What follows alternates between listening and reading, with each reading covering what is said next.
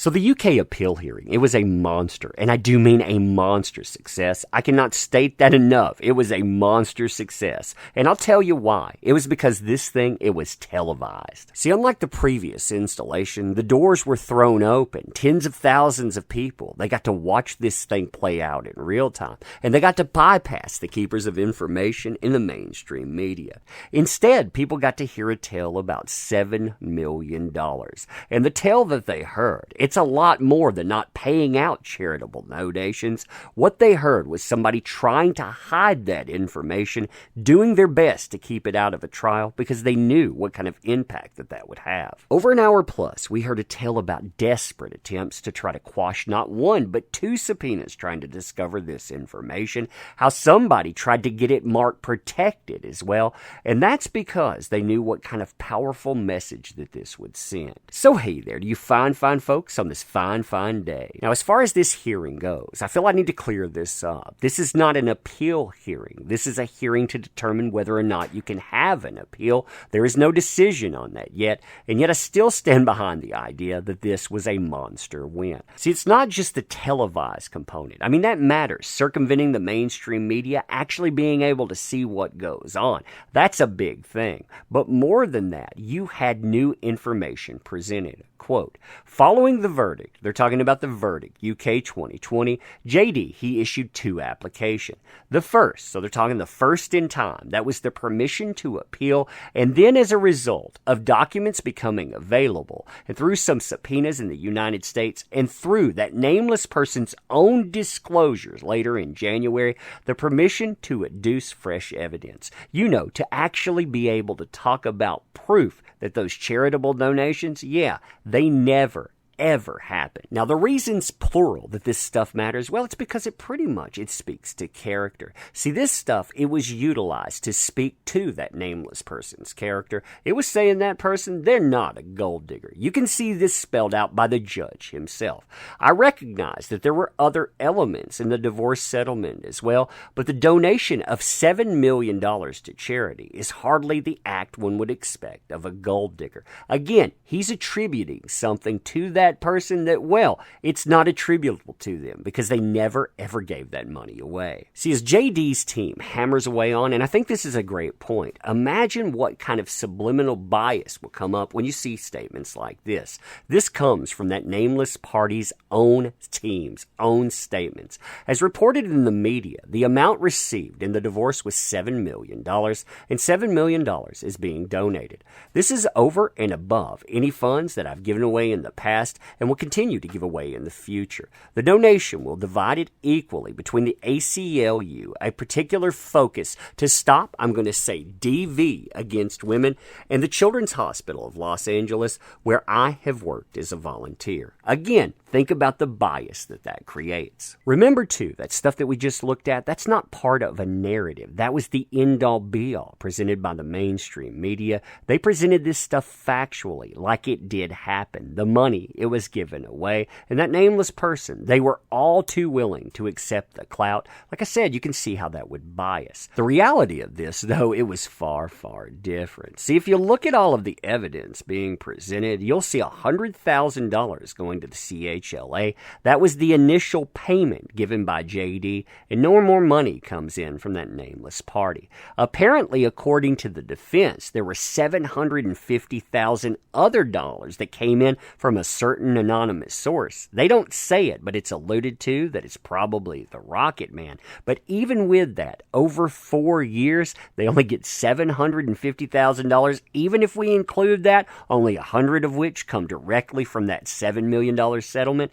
Yeah, that's pretty suspect, isn't it? Now, as far as I know, there is no proof that $850,000 was ever paid either, but the ACLU, they're a little bit different. See, we do have the documented $100,000 initial payment, and that's all that comes from that nameless party themselves. They have more money come in from an anonymous donor. This is documented. You can see this here, talking about a letter of receipt. But even if you give credit for this, and the defense, they add more money to it too. They say the ACLU, they got $950,000 total. But remember, all of that money, except $100,000, it came from anonymous sources. So again, $7 million million promised, $200,000 paid out. Now, as far as the potential ramifications of that, I really want you to think about that in terms of impeaching one's character. $7 million promised to charity. You don't deliver, but you take the clout from that. That's bad enough. But then you think who that clout is taken from. Number one, you promise that to children. Children in need, they don't get the money that they're promised. And number two, you promise this to the ACLU, not only to help women, but to help people that are impacted by DV, something that you say yourself is impacted by. Yeah, like I said, that doesn't make you look very good in anyone's eyes. Now remember, that nameless person, they didn't just tell the media about this stuff. They added it to court documentation. And right off the bat, you see a fact-finding mission ensue.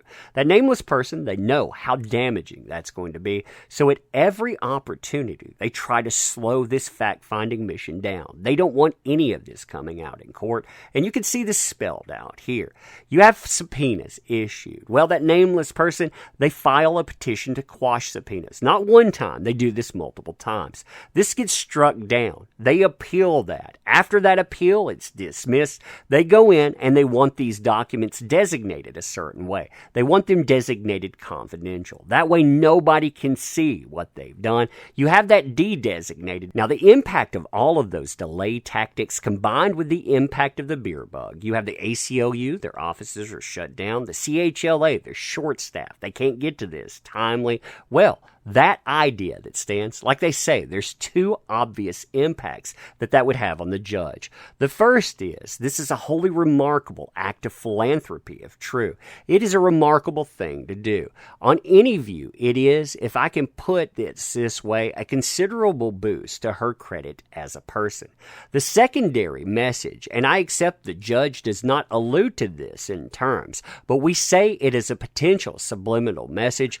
I wanted him to pay, but I did not want to keep a dime of his money because of the way I was treated. And obviously, in the context of this case, it implies revulsion at the way he treated her physically. So, I mean, you think about that message. It is a powerful one that was allowed to stand. They couldn't challenge it, so they need an appeal. Now, the defense's desperation to just push this off, it is absolutely golden. Why? Because number one, they come in and they say, well, this isn't a payment. This is a donation. You understand the difference right there? This was pledged. And well, even though you only got an initial pledge in 4 years, swearsies that they were going to pay that off. I mean, really? Yeah, that's a good one there. Then they start attacking the idea that they could have gotten this information earlier. Even though that nameless party put it in on a certain date, and right after that, you had JD's team go in and try to retrieve this information. The defense says, well, there's 6 means they could have come up with this information. First, they say, and this deals with number 1 and number 2, from the 2 charities by means of subpoena in the U.S. proceedings, but earlier in those proceedings. So, you should have subpoenaed in a different trial, and you should have done it earlier. How insane is that? You have that nameless person. They put this stuff on record. Right after that, there's a fact-finding expedition, and they do everything to delay that. But hey, you should have been able to pursue this in another form. Crazy stuff. Number 3, they say you should have asked direct questions. You know, because that person, they didn't already lie under oath when they submitted their stuff in writing. But hey, you know, their words, that would have somehow played out differently. 4th, they say they should have gone in and they should have talked to JD's accountant, Mr. White. That guy, he could have come up with the information even though it took a subpoena to get it. So yeah, that doesn't make sense either. 5, they say they could have sought documentation in the UK, which they did. It just didn't roll around in time because of all of the delay tactics. And number 6, finally, they say they could have sought documentation in the US. Again, you're talking about another forum altogether, but you should have done that there. Those are the kind of tactics that they tried to pull out. They are so ridiculous. Now, there were a lot of other things that were added into this too. After all, we're talking about a 30-page plus document. We're talking about hours plus. But at the end of the day, it boils down to character and the impeachment of character, as it were. If you would have had this subject come up, it would have directly defied certain things that were brought up that were sworn to. And well, the judge, he said stuff about this, so those things, they would have been proven wrong. That, though, it was never allowed to come up because there was a delay tactic after delay tactic after delay tactic. Sounds just like the U.S., no. But anyway, let me know what you think about this stuff, and tell me if you want to. We can go over that transcript in a live stream. Let me know in the comments, and as always, I appreciate the heck out of you. Make sure you share this far and wide, too. Make sure you feed the algorithm comments, likes, and on. That stuff, it gets this information out there, and this information is beyond important. If you want to help out the channel too, there are links in the description. We can always use your help on this stuff. Thank you in advance too. I appreciate you. You being here, that matters though. I can't thank you for that enough. And yeah, I'm going to leave it at that. Thank you.